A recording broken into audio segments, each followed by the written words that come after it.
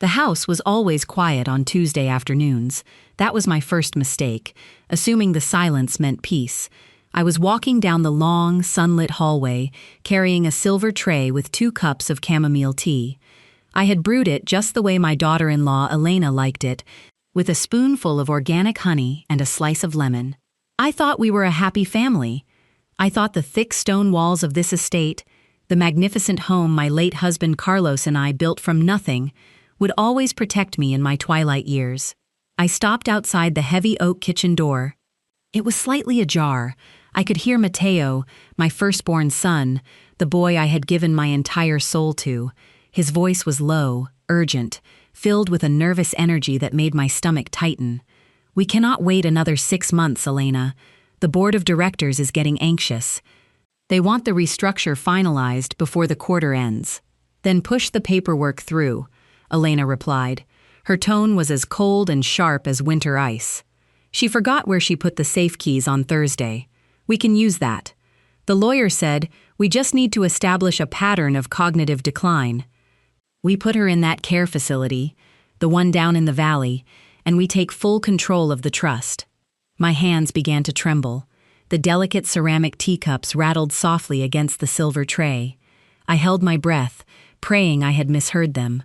"The valley facility is a bit grim," Mateo said.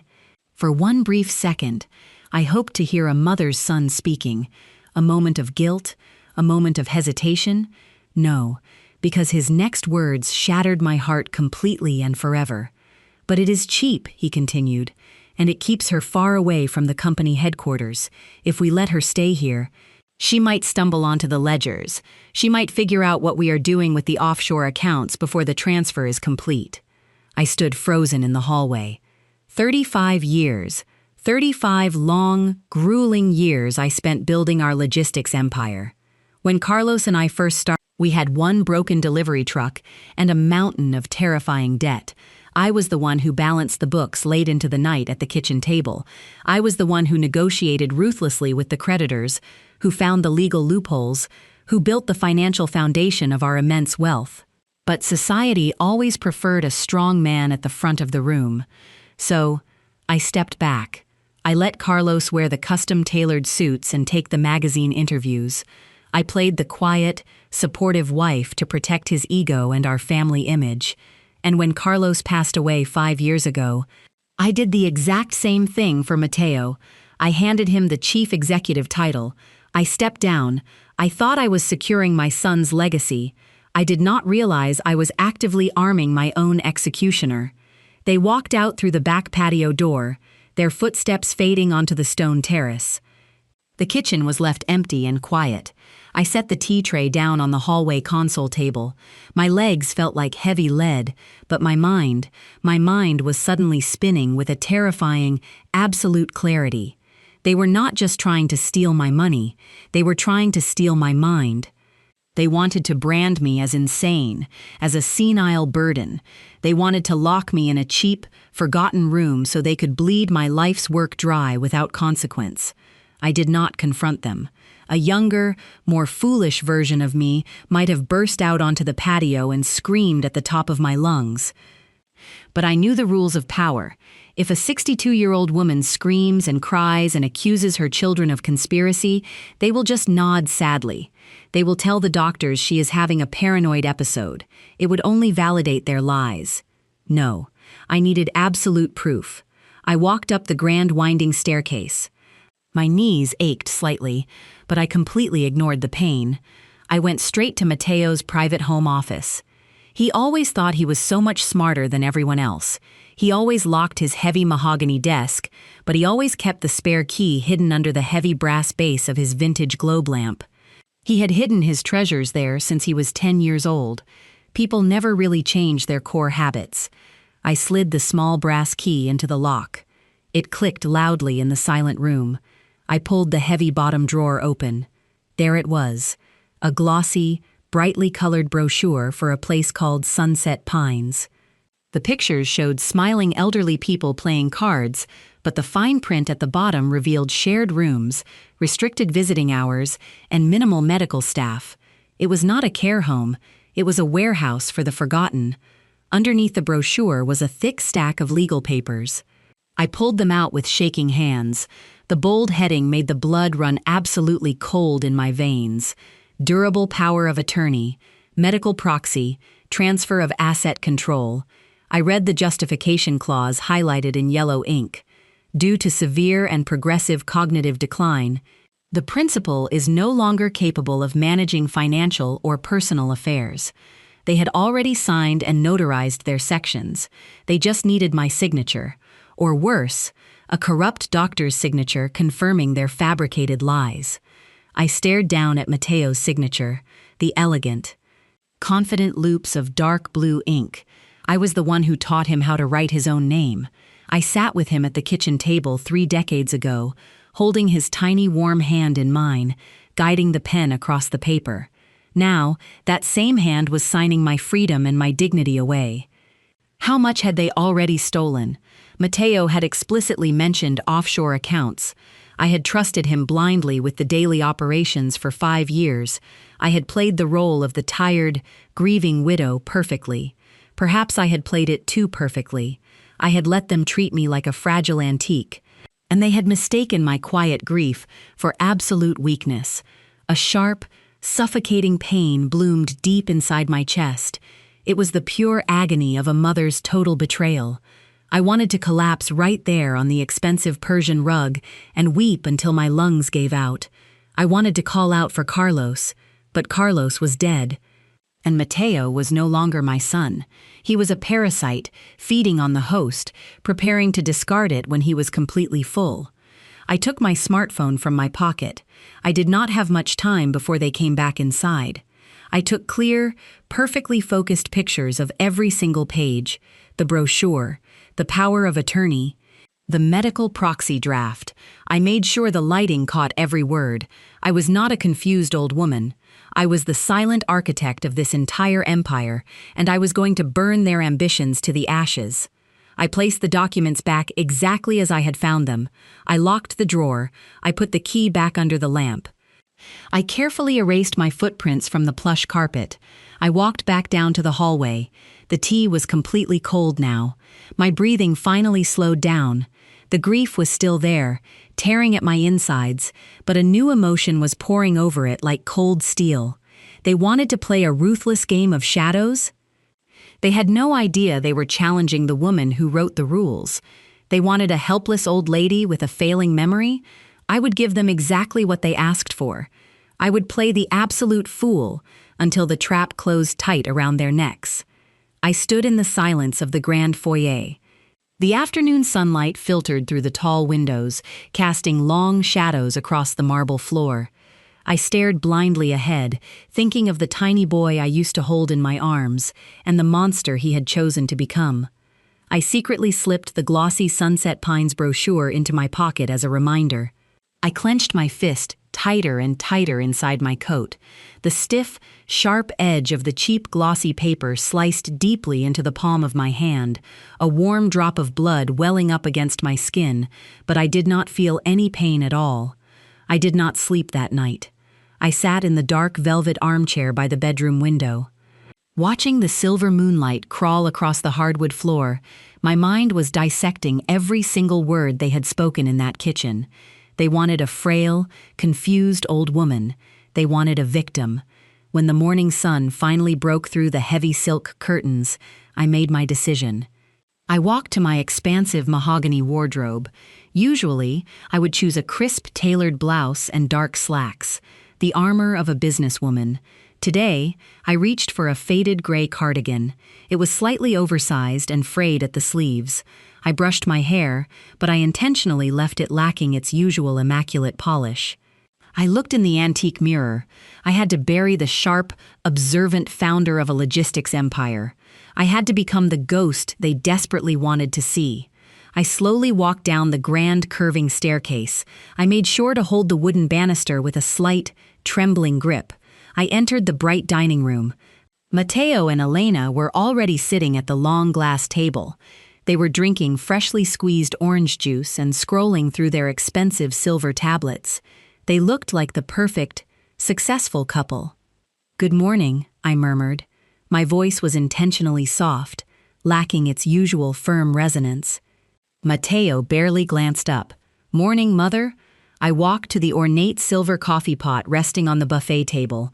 I picked it up. It was heavy. I brought it over to my delicate porcelain cup.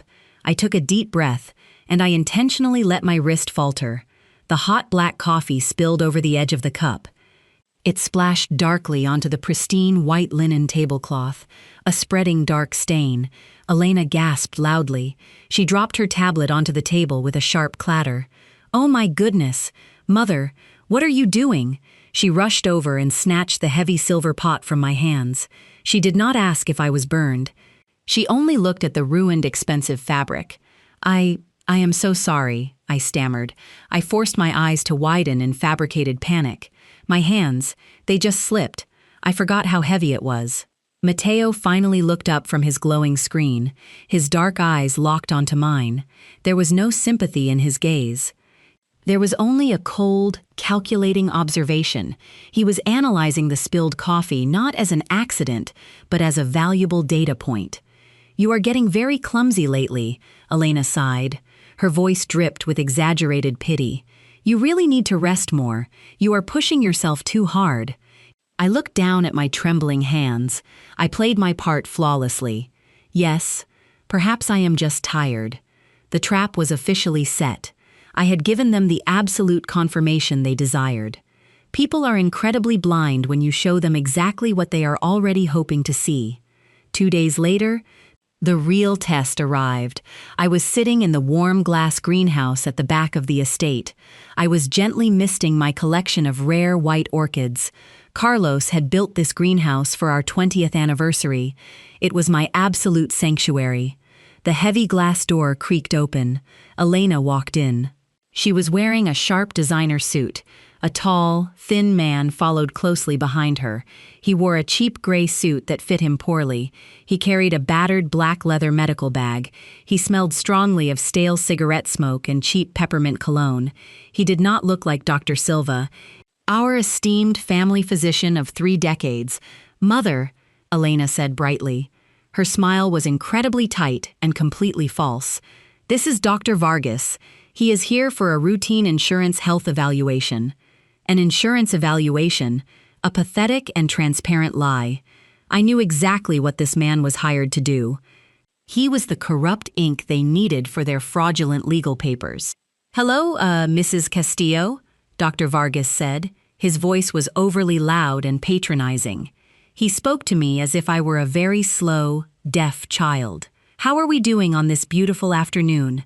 I slowly set my brass water mister down on the wooden bench. I looked at him with dull, unfocused eyes. "I am fine. Why are you here? I did not call for a doctor." "Just a formality," Elena interjected quickly. She placed a firm hand on my shoulder. Her nails dug slightly into my skin. "Just sit down. Mother, let him ask his little questions." Vargas pulled a small wooden stool over. He opened his black bag and took out a thick notepad and a pen. He did not check my blood pressure. He did not listen to my heart. He went straight for the cognitive traps. "Can you tell me what year it is, Mrs. Castillo?" he asked.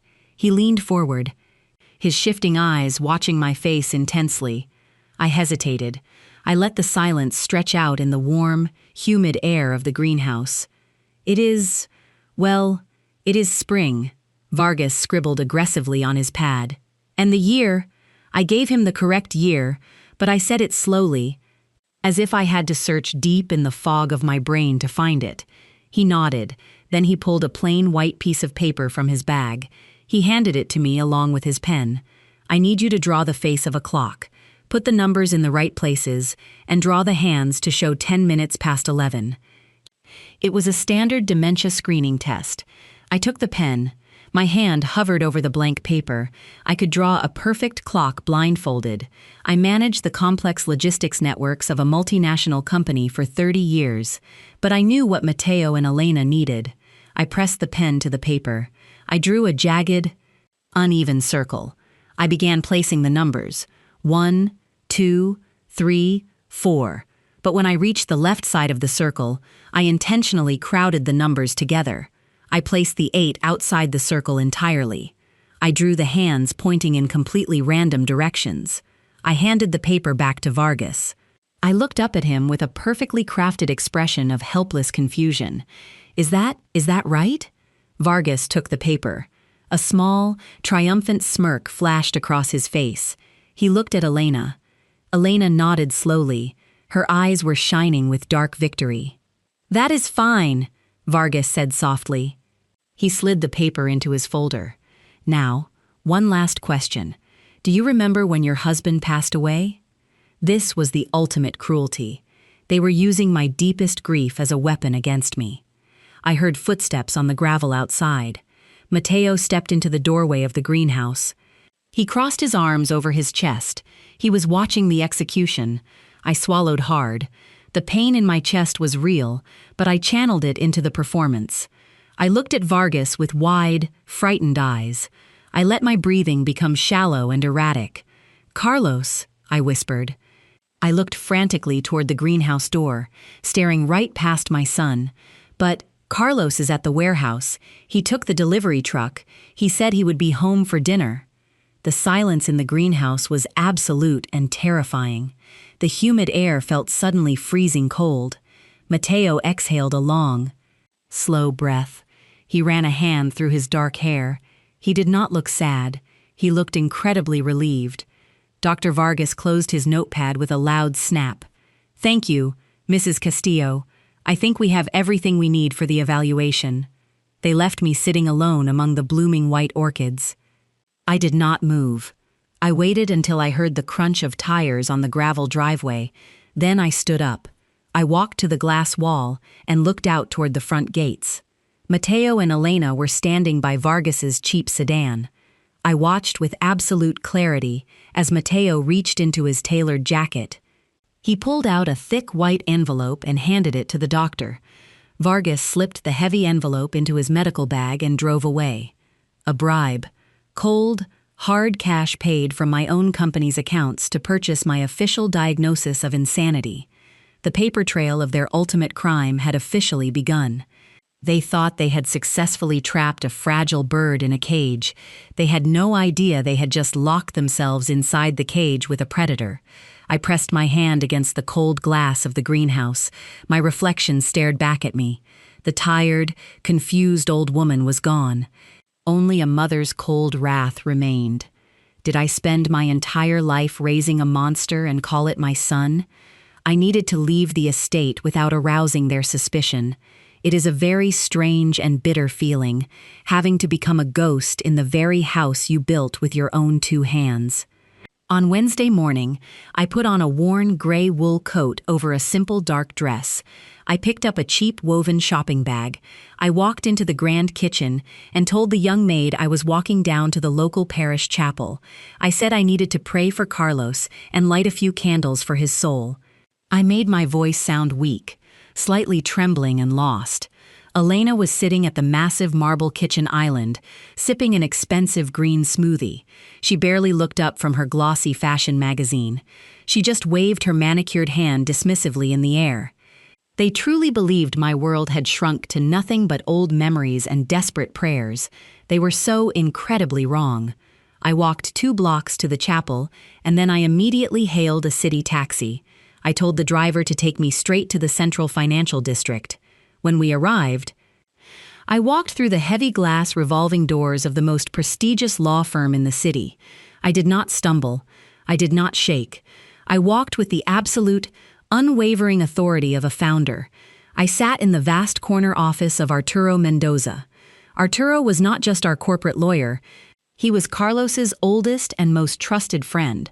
When I told him exactly what Mateo and Elena were planning, when I described the fake doctor in the greenhouse and the forged medical proxy, Arturo's face went completely pale. He took off his silver reading glasses and rubbed his eyes in disbelief. "He is your own flesh and blood," Arturo whispered. His voice was thick with pure disgust. "How could a son do this to his own mother?" "Greed is a terrible disease, Arturo," I replied softly, "and my son is terminally ill. I need the failsafe. I need the shadow trust." Arturo nodded slowly. He stood up and walked over to a hidden wall safe behind a large oil painting. He pulled out a thick, black leather folder and placed it on the desk. When Carlos and I first built the logistics empire from a single broken truck, we knew that immense wealth could eventually poison a family. We built a secret legal mechanism, a shadow trust. If any heir ever attempted to seize control of the estate through fraudulent medical claims or forced legal coercion, this hidden document would automatically revoke their shares. It would transfer absolute, unchallengeable control of every single corporate and personal asset back to me.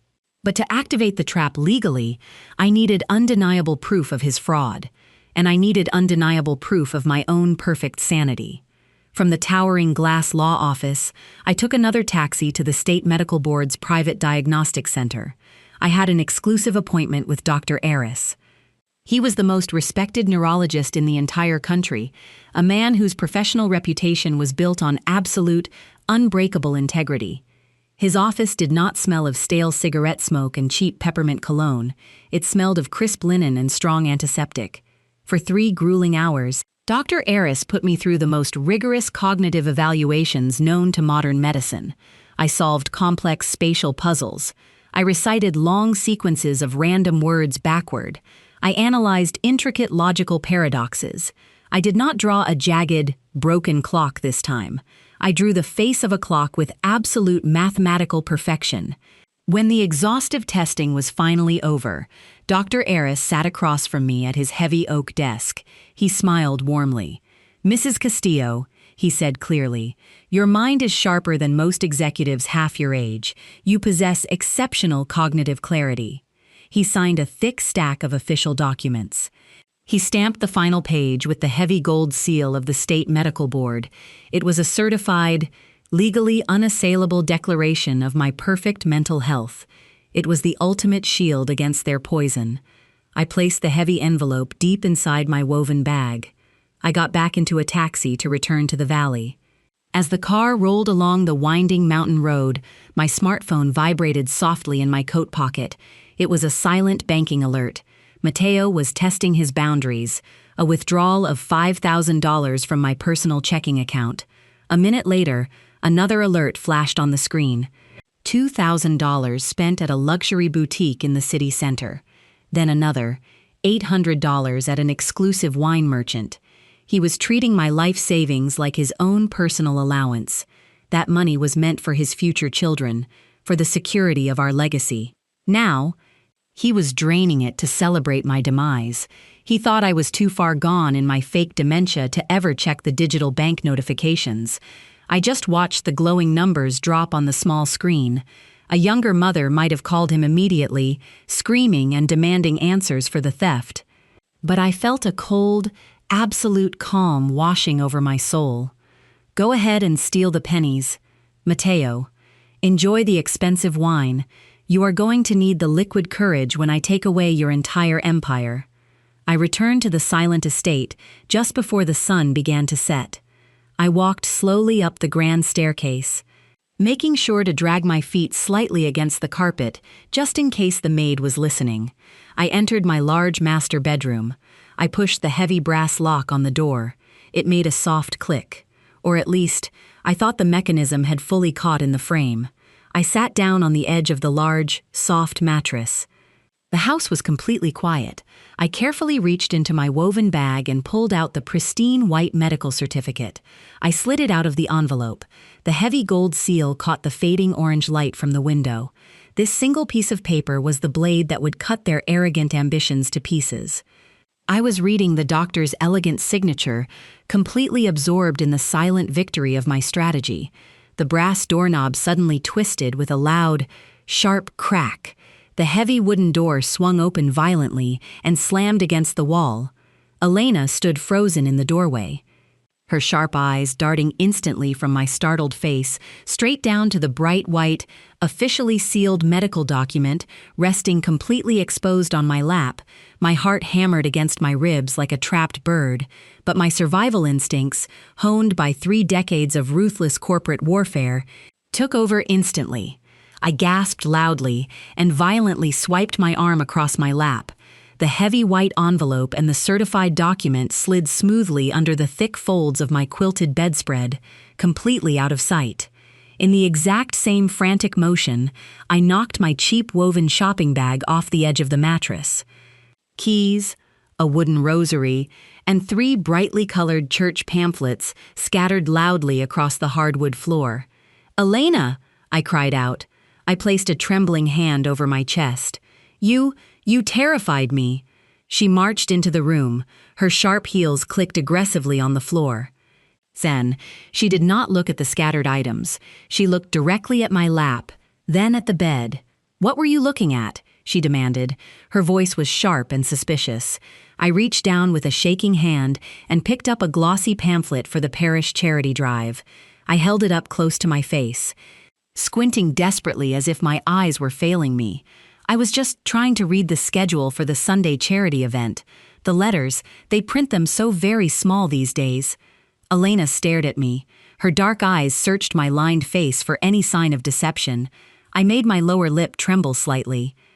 I let my shoulders slump into the posture of a defeated, exhausted old woman. The heavy silence stretched between us. Finally, she let out a long, irritated sigh. The tension left her posture. She believed the mask. She wanted to believe it so badly that she blinded herself to the truth. "Dinner is in 20 minutes, she snapped coldly. "Do not wander off. We have family arriving at 7. She turned and left the room, leaving the door wide open. I sat perfectly still for 5 long minutes, listening to her footsteps fade down the grand staircase. Only then did I reach under the heavy quilt and retrieve the medical certificate. I carefully folded it and locked it inside the false bottom of my antique jewelry box. The weapon was safe. That evening, the true psychological torture began. Mateo and Elena were hosting a grand dinner party for our extended family. It was not a celebration. It was a calculated theatrical performance. They needed the rest of the family to witness my fabricated decline. They needed social consensus before they locked me away. I walked down into the dining room. The long mahogany table was set with our finest crystal and silver. The very same silver I had polished with my own hands when Carlos and I bought our first real home. The guests were already seated. Hector, Carlos's younger brother, sat near the center with his loud, overly perfumed wife. 3 of my older cousins were there as well. These were people I had financially supported for 20 years. I had paid for their children to attend university. I had quietly covered Hector's gambling debts so he would not lose his house. I took my seat at the far end of the table, a place of quiet dishonor. As the maid poured the expensive red wine, Elena leaned over and gently placed her manicured hand over my crystal goblet. "No wine for Mother tonight," Elena said loudly. The entire table went silent. "We will just use this." She reached behind her and produced a bright blue plastic cup with a thick lid and a plastic straw, a child's sippy cup. She set it down on the pristine white tablecloth right in front of me, my face flushed with intense, burning humiliation. I looked at Hector, I looked at my cousins, I waited for someone, anyone, to object, to say that treating a 62-year-old woman like a toddler was an outrage. No one spoke. Hector just looked down at his plate. His wife gave me a sickeningly sweet, pitying smile. "It is for the best, Mother," Mateo said from the head of the table. He was sitting in Carlos's old chair. He looked incredibly comfortable playing the king. "We do not want another accident like last Tuesday." "What happened on Tuesday?" Hector asked quietly. Mateo sighed heavily and rubbed his temples, playing the role of the burdened, tragic son to absolute perfection. "Mother left the stove on all night. The gas was running for hours. Thank God Elena woke up and smelled it. Or the entire estate could have burned to the ground. It was a blatant, horrifying lie. We had an electric induction stove in the main kitchen. It did not use gas. It automatically shut off when a pot was removed. Mateo knew this. Elena knew this. But Hector and the cousins gasped in collective horror. "Oh, how terrifying," Hector's wife whispered loudly. "It is so incredibly tragic when the mind finally goes. You two are so brave for taking care of her." "We do our best," Elena murmured gracefully. But it is getting so difficult. She wanders the halls at night. She forgets our names. We are looking into professional care facilities. For her own safety. There it was. The seed was planted. The social justification for my imprisonment had just been finalized over a plate of roasted lamb and expensive wine. I sat there in absolute silence. I drank the cold water from my humiliating plastic cup. If I raised my voice, if I defended myself and exposed their lies, I would look like a hysterical, paranoid dementia patient. They had trapped me in a flawless psychological cage. Every protest would only serve as further proof of my insanity. I looked around the table at the faces of my family. I realized in that exact moment that blood meant absolutely nothing. They were all complicit. They were perfectly willing to watch me be buried alive as long as Mateo kept their monthly allowances flowing. My son had not just stolen my money, he had systematically stripped away my humanity, my history, and my dignity in front of the people I loved. The dinner eventually ended. The guests moved into the grand living room for coffee and heavy desserts. I followed them like a quiet, obedient ghost. I stood near the edge of the room, completely ignored by everyone. The social isolation was absolute and total. I was entirely alone in a room full of my own family, but as I watched Mateo laughing and clinking his crystal glass with his uncle, the intense grief inside me finally burned away. It evaporated into something cold, sharp, and utterly merciless. They wanted to play a game of absolute destruction. I would oblige them. I smiled a vacant, hollow smile at the laughing guests, while the sharp heel of my leather shoe unconsciously ground a fallen white decorative rose deep into the carpet, crushing its delicate petals into an unrecognizable, ruined paste. The morning sun was brutally bright when the final snare was laid. I was sitting in the quiet sunroom, staring blankly at the vibrant green ferns, playing my role of the deteriorating widow to absolute perfection. Heavy footsteps echoed against the marble floor of the hallway.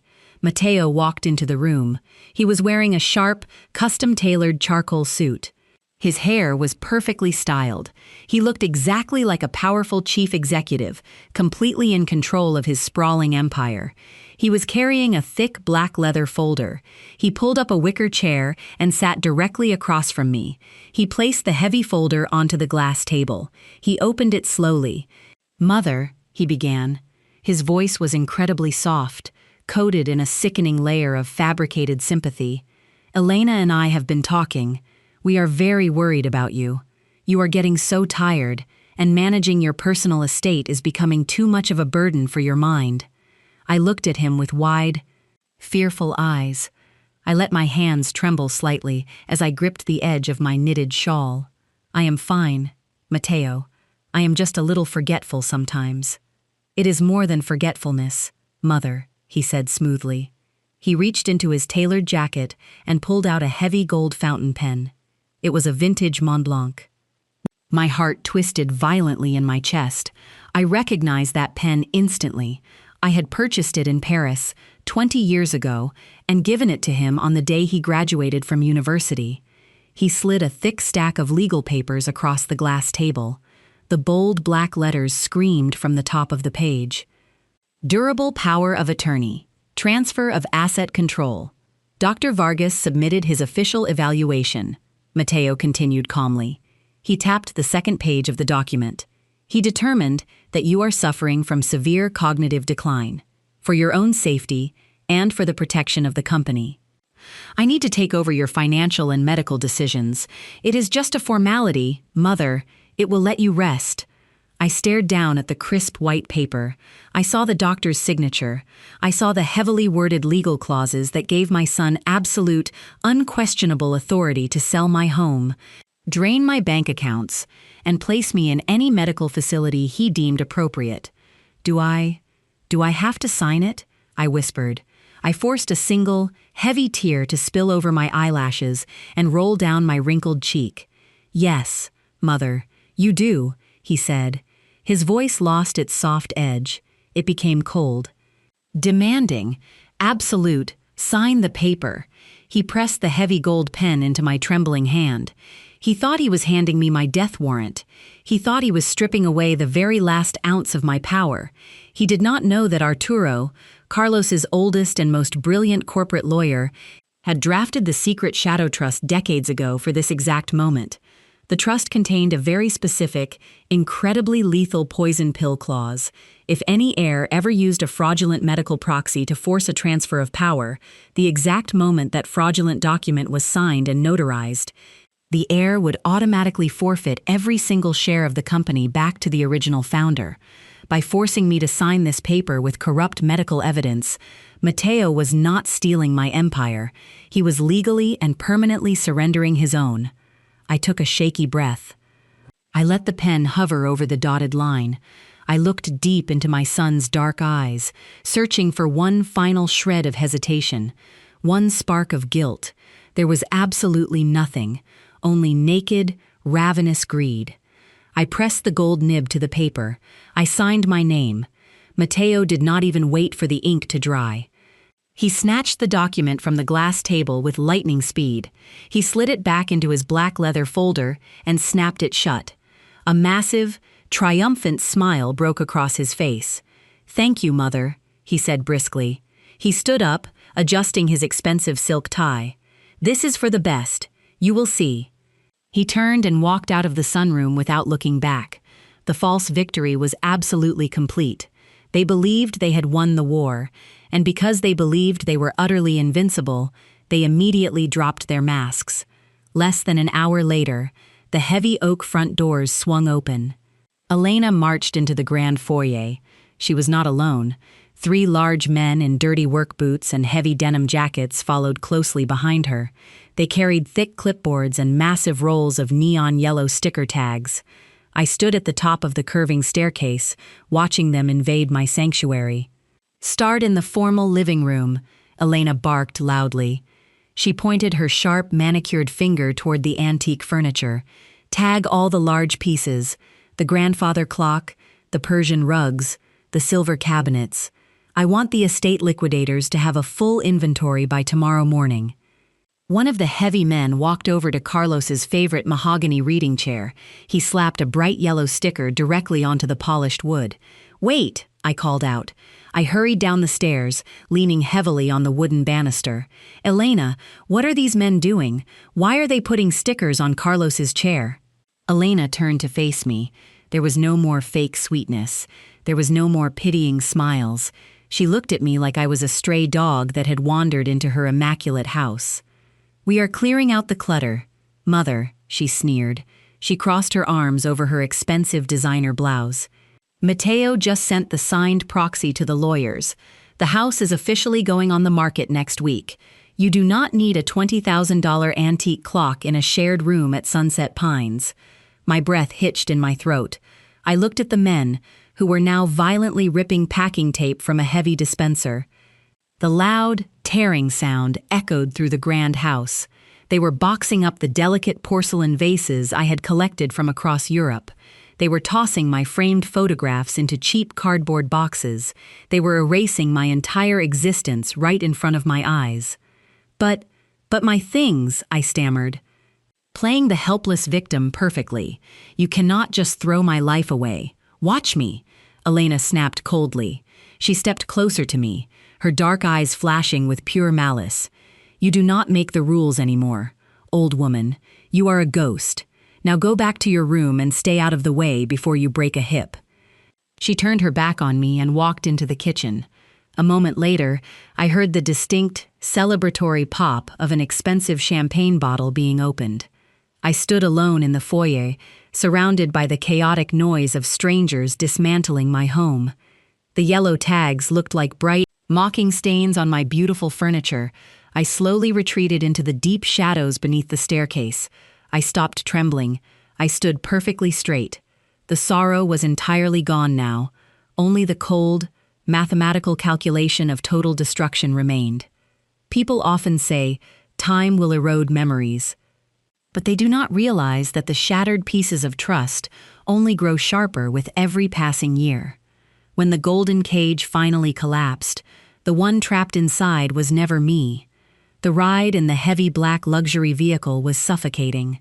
Elena drove, her manicured hands tapping out a cheerful rhythm on the leather steering wheel. Mateo sat in the passenger seat, scrolling aggressively through his silver tablet. I sat alone in the wide back seat, staring out the tinted windows as the lush green hills of our sprawling estate faded into the gray concrete of the lower valley. "Did you call the liquidators yet?" Mateo asked. He did not even bother to lower his voice. To them, I was already a ghost, a deaf, mindless object sitting quietly in the back of their expensive car. "They are coming on Monday morning," Elena replied smoothly. She checked her expensive lipstick in the rearview mirror. "They took the inventory of her vintage jewelry and the antique silver sets. We should clear at least $300,000 just from her personal closet. I already told the real estate broker to list the property on Tuesday." My hand slid slowly into the deep, worn pocket of my gray wool coat. My fingers traced the cold metal edge of my secondary smartphone. It was a completely untraceable device Arturo had given me. I found the tactile button on the side. I pressed it twice. A small, silent vibration against my thigh confirmed the recording application was now capturing every single word. "Good," Mateo sighed heavily. "The corporate anniversary gala is on Friday night. I will make the grand announcement about my total succession as the sole chief executive, and we will do the tragic, tearful speech about her failing mind. The board of directors will eat it up. They love a family tragedy. Saturday morning, we pack her bags. I cannot wait." Elena laughed, a sharp, incredibly cruel sound that echoed in the confined space of the car. I am so completely exhausted from pretending to care. Her constant wandering around the house, her spilled tea, it is driving me absolutely insane. Sunset Pines cannot take her fast enough. I sat perfectly still. I did not cry. I let the digital recorder drink in their naked malice. They were giving me the exact weapon I needed, a crystal-clear, undeniable audio confession of premeditated elder abuse and financial fraud. The heavy vehicle finally turned down a cracked, uneven asphalt road. The rusted iron gates of Sunset Pines loomed ahead. There was no sunset, and there were certainly no pine trees. It was a bleak, rectangular concrete building, surrounded by a dying yellow lawn and a high chain-link fence. Elena parked the car near the entrance. She opened my door and pulled me out by the arm, her grip unnecessarily tight and bruising. We walked through the automatic sliding glass doors. The air inside hit me like a physical blow. It smelled of industrial bleach, boiled cabbage, and the unmistakable scent of stale urine. The fluorescent lighting overhead was harsh and flickering. A tired woman in faded blue scrubs pointed us toward a row of hard plastic chairs in a dimly lit hallway. "Sit here, Mother," Mateo commanded. He pointed at a bright orange plastic chair. "Do not wander off. Elena and I have to go sign the final admission paperwork and hand over the initial deposit check."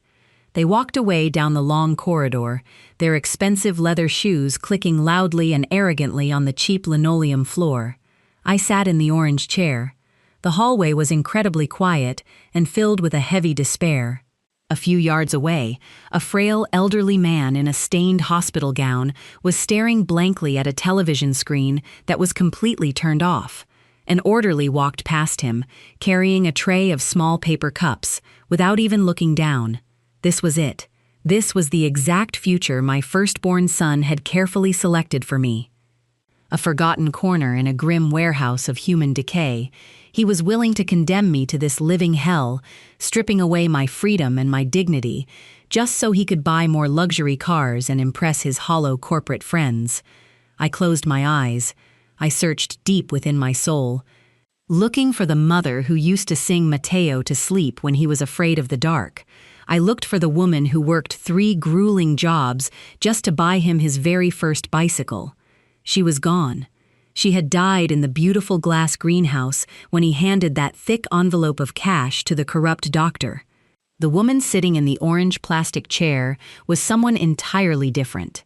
I was the silent architect of an empire, and I was preparing to scorch the earth.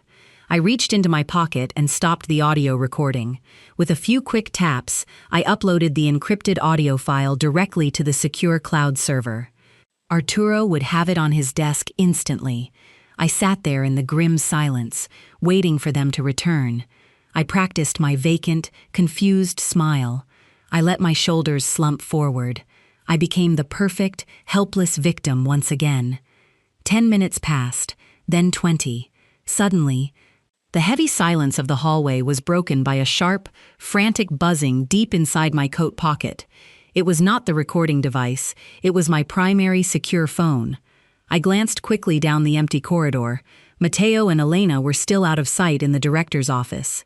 I carefully pulled the glowing phone from my pocket and shielded the bright screen with my hand. A massive red warning banner flashed violently across the glass. Critical security alert, global banking trust. My breath caught sharply in my throat. This was the master account. The massive offshore reserve fund that Carlos and I had built over 30 years for absolute family emergencies. Mateo did not have the legal authorization for this account. He only had my forged signature for the domestic assets. But the text on the screen told a terrifying story. Mateo had somehow bypassed the first financial firewall. He had submitted an emergency wire transfer request for the entire balance of the fund. Millions of dollars. Every single thing Carlos had left me. The digital text pulsed urgently in the dim light of the nursing home. Unauthorized location detected. Initiating emergency lockdown procedure. I stared in sheer horror at the countdown timer flashing in bright red digital letters right below the warning. The banking system required immediate biometric confirmation from the primary account holder to freeze the catastrophic transfer. System override in progress. Please confirm identity to abort transaction. 10 seconds remaining, 9 seconds, 8 seconds. I urgently raised my right thumb toward the glowing biometric scanner on the screen, but a heavy hand suddenly clamped down hard onto my left shoulder. The heavy hand gripped my left shoulder with a startling force. I gasped violently, my heart slamming against my ribs like a hammer. I instinctively dropped my hands into my lap, my right thumb pressing desperately against the glowing glass of my phone screen, right as I hid it beneath the folds of my thick gray coat. A tiny, silent vibration pulsed against my leg. Biometric accepted. Transfer aborted. Master account locked. I exhaled a jagged, trembling breath and slowly looked up. It was not Mateo. It was not Elena. It was the exhausted orderly in the faded blue scrubs.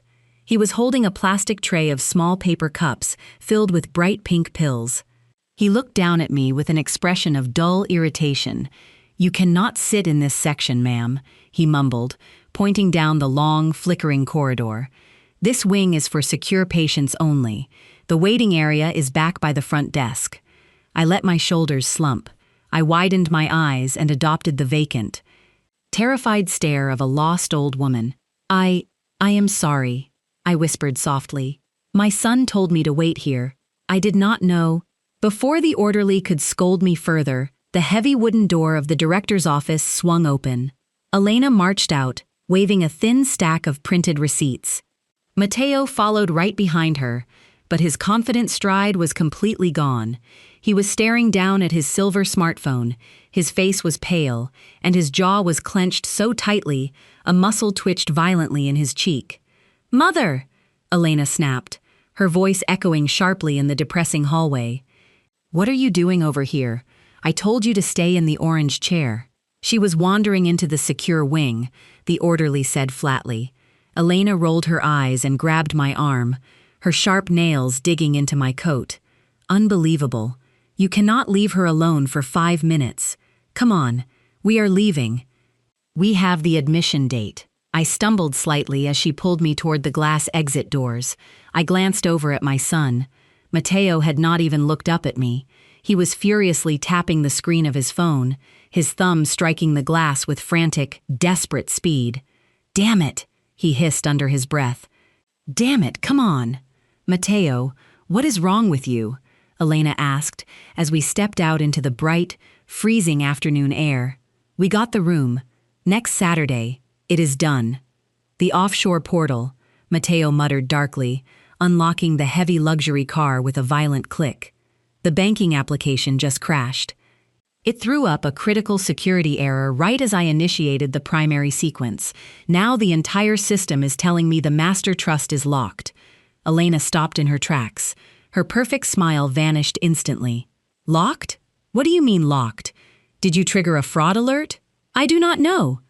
Mateo shouted, completely losing his polished executive composure.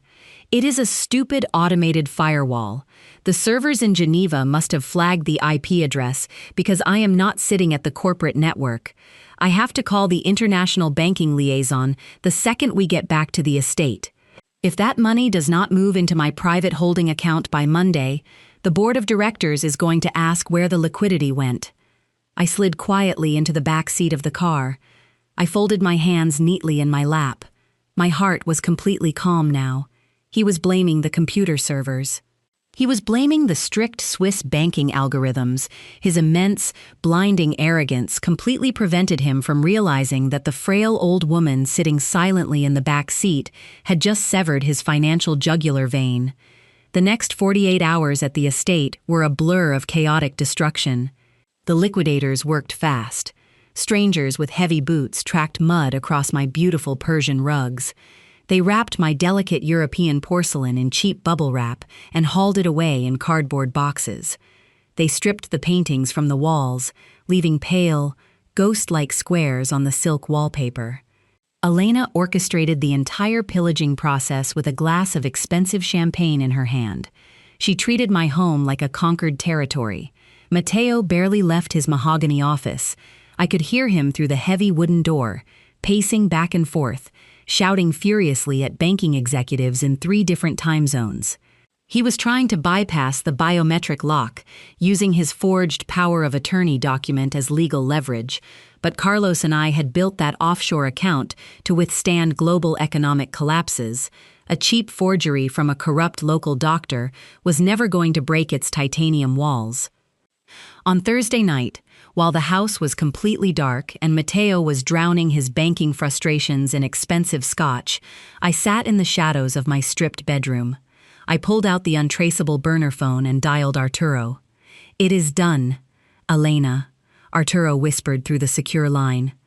He refused to call me by my first name when we were discussing legal warfare, an old habit from Carlos. I submitted the certified, time-stamped medical evaluation from Dr. Aris directly to the chief judge of the probate court. It is sealed in the private chambers. We also filed the audio recording of their conversation in the car. "And the Shadow Trust?" I asked softly, my voice as cold as winter stone. "Primed and fully loaded," Arturo confirmed. "The exact moment Mateo stands on that stage tomorrow night and publicly claims control of the company, using the fraudulent medical proxy, it triggers the poison pill. It is automatic. It is absolute. He will not just lose the company, he will face immediate criminal indictment for felony fraud and elder abuse." "Good," I replied. "I will see you at the gala, Arturo." I ended the call and slipped the phone back into my pocket. The trap was no longer just set. The jaws were locked wide open, waiting for the prey to step onto the final trigger. Friday evening arrived with a tense, electric energy. It was the night of the grand corporate anniversary gala, the night Mateo planned to officially crown himself king. I sat quietly in the dark kitchen, sipping a glass of cold water. Mateo and Elena finally descended the grand staircase. They looked like absolute royalty. Elena wore a stunning, backless red silk gown that cost more than most people made in a year. Mateo wore a flawless, bespoke tuxedo, his hair slicked back, his silver watch gleaming in the chandelier light. They walked into the kitchen. They did not look at me with pity anymore. They looked at me as if I were a stain on the floor that the maids had forgotten to wipe away. "We are leaving now," Mateo said coldly, adjusting his silk cufflinks. "The nurse from the agency will be here in 20 minutes to sit with you. Do not wander the house. Do not touch the stove. Just go to sleep." "Have a good night, Mateo," I whispered, looking down at my hands. "You look very handsome." He did not say thank you. He just sneered, grabbed his car keys, and walked out the door. Elena followed him, her sharp heels clicking a rapid rhythm of total victory. I listened to the heavy roar of their luxury car engine fading down the long gravel driveway. The estate was finally silent. I stood up from the wooden chair. My trembling hands became perfectly steady, my slumped shoulders pulled back, my spine straightening into a posture of absolute authority. I did not wait for the babysitting nurse to arrive. I walked upstairs to my closet. Behind a row of empty hangers, in a locked garment bag they had completely ignored, hung the sharp, tailored black velvet suit Carlos had always called my armor. I took it out. I dressed slowly. I fastened a string of heavy, genuine pearls around my neck. I looked in the mirror. The frightened, confused ghost was dead. The silent founder of a logistics empire stared back at me. Everything was finally in place. They were walking into a room full of flashing cameras and wealthy investors, believing they held the entire world in the palms of their greedy hands. What does it feel like to stand at the absolute peak of your own arrogance? Just waiting for the abyss to swallow you whole? The grand ballroom of the Metropolitan Plaza was an ocean of crystal chandeliers and expensive black tuxedos. This was the pinnacle of our corporate calendar. The 30th anniversary of the massive logistics empire Carlos and I had built from absolutely nothing. I slipped through the heavy brass side doors just after 8 in the evening.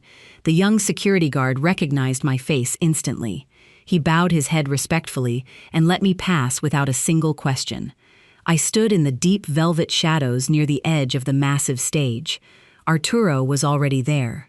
Standing silently with his thick leather briefcase, he gave me a single, resolute nod. Mateo was standing at the crystal podium in the center of the brightly lit stage. The massive digital screens behind him displayed our Golden Company logo. Elena sat at the primary VIP table, right in the front row, wearing her backless red silk gown, beaming with absolute triumph. My father was a visionary. Mateo spoke smoothly into the microphone. His voice echoed across the silent room of 500 wealthy investors and board members. He built this company with his bare hands, and when he passed away, my mother tried her absolute best to guide us. But time is a very cruel thief. He paused. He actually forced his voice to crack with fabricated emotion. He looked down, pinching the bridge of his nose to simulate a tragic, heavy sorrow. "It breaks my heart to announce this tonight," Mateo continued softly. "But my mother is suffering from severe and rapid cognitive decline. She is no longer the brilliant woman we all knew. For her own safety and for the absolute stability of this enterprise, I have legally assumed full control of her assets and her medical proxy, effective immediately. I am the sole chief executive of this family legacy." A low murmur of polite, tragic sympathy rippled through the massive crowd. Hector, his uncle, nodded solemnly. Elena dabbed her dry eyes with a white lace handkerchief. It was a flawless theatrical performance. It was the absolute peak of his arrogant overreach. I stepped out of the velvet shadows. The sharp, authoritative click of my leather heels against the polished mahogany stage echoed through the room like gunshots. The bright spotlight caught the heavy string of genuine pearls around my neck. I did not stumble. I did not shake. I walked with the terrifying, absolute posture of a reigning queen returning to her stolen throne. The murmurs in the crowd instantly died. Absolute, suffocating silence crashed down onto the ballroom. Mateo froze. His handsome face turned the color of wet ash. His hands gripped the edges of the crystal podium, so tightly his knuckles turned completely white. Down at the VIP table, Elena dropped her lace handkerchief. Her jaw fell open in sheer, unadulterated horror. "Mother?" Mateo whispered. The microphone caught his terrified, trembling voice. What are you doing here? You are supposed to be at the house." I walked directly up to him. I did not scream. I gently placed my hand over his and pried his trembling fingers away from the microphone stand. I pulled the heavy silver microphone toward me. "Time is indeed a very cruel thief. Mateo," I said clearly. My voice was steady and cold, ringing out over the 500 frozen guests. "But greed is a much worse disease, and you are terminally ill." I looked at Arturo in the shadows. He raised a small digital remote and pressed a button. The elegant classical background music abruptly cut off. A loud, sharp burst of static hissed from the towering concert speakers. And then, a voice filled the massive ballroom. It was Elena's voice, sharp and incredibly cruel. "I cannot wait," the audio recording echoed off the high ceiling. "I am so completely exhausted from pretending to care. Her constant wandering around the house, her spilled tea, it is driving me absolutely insane. Sunset Pines cannot take her fast enough." Then came Mateo's voice, cold and calculating. "If that money does not move into my private holding account by Monday, the board of directors is going to ask where the liquidity went." The entire ballroom erupted into chaotic gasps of horror.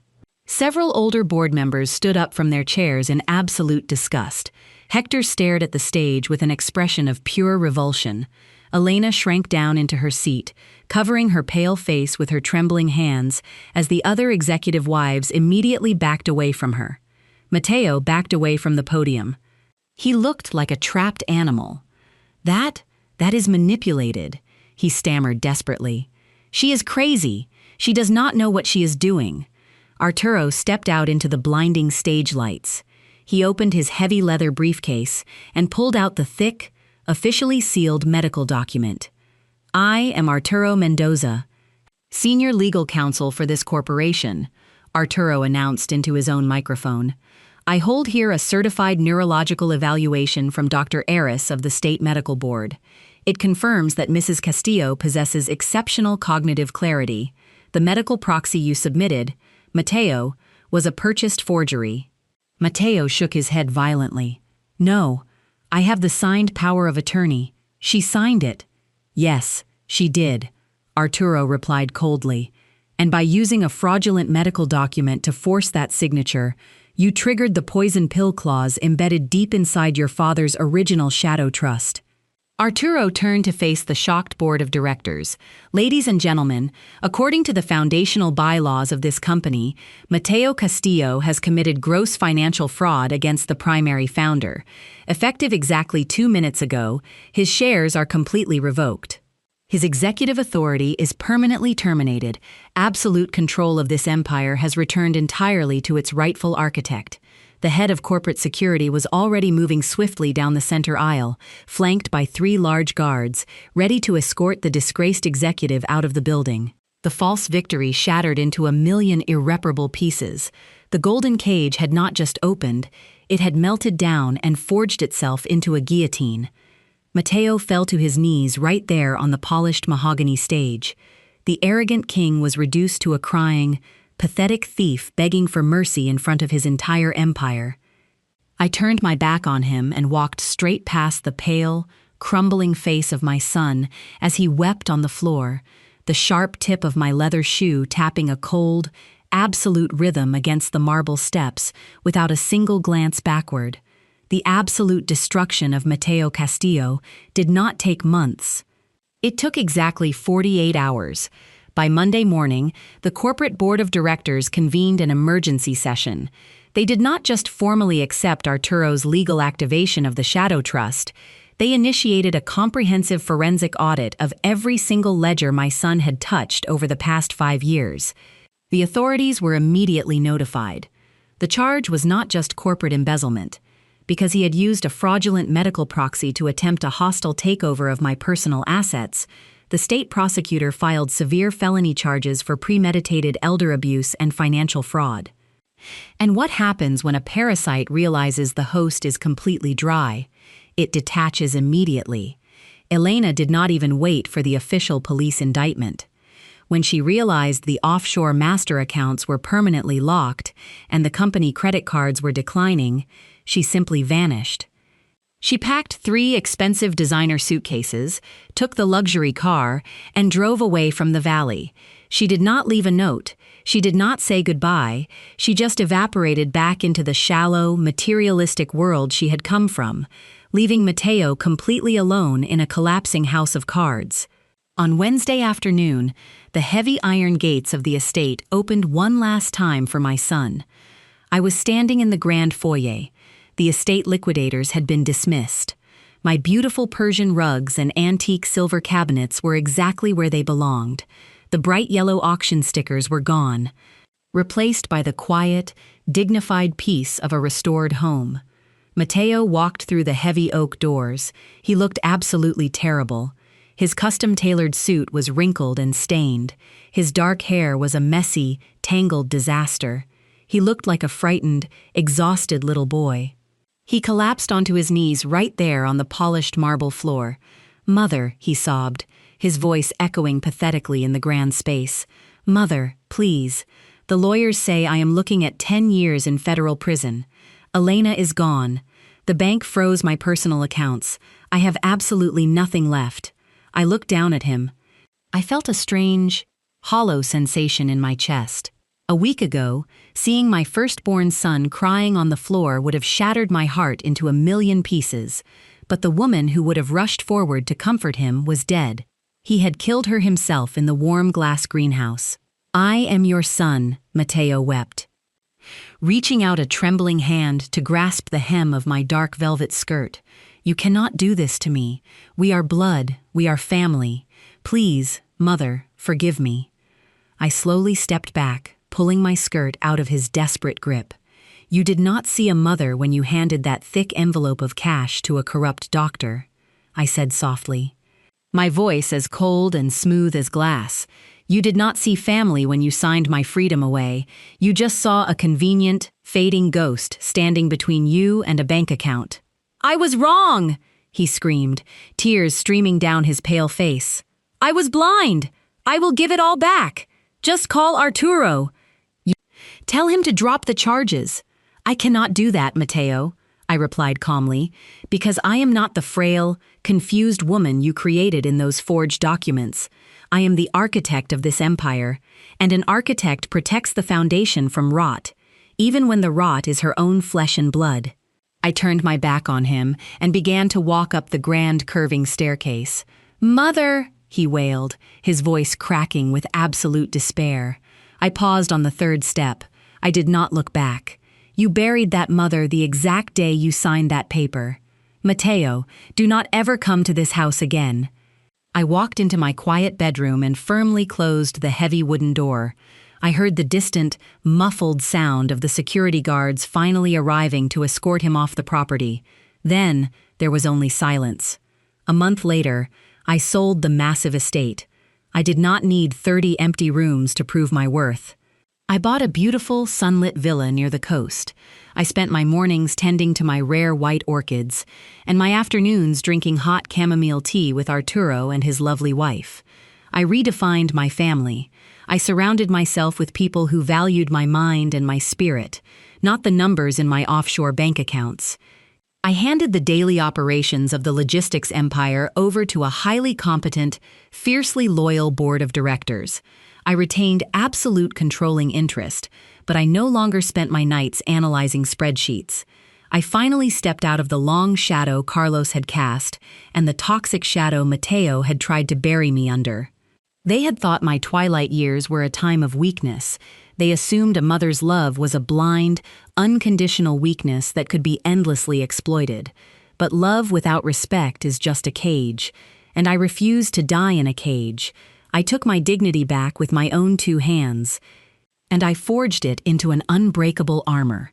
Family is not a default guarantee simply because we share the same blood. It is a heavy armor that must be woven with absolute loyalty and mutual respect. Today, I have finally unlocked the golden cage to step out under a brilliant sky of my own making.